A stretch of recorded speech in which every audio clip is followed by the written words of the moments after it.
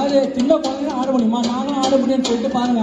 கூட்டத்துல இருந்து எத்தனை பேர், 3 4 ஒரு 7 பேர் போட்டி போட்டு ஆட போறாங்க. யார் யார் அவங்க போட்டி போடணுமா பாருங்க.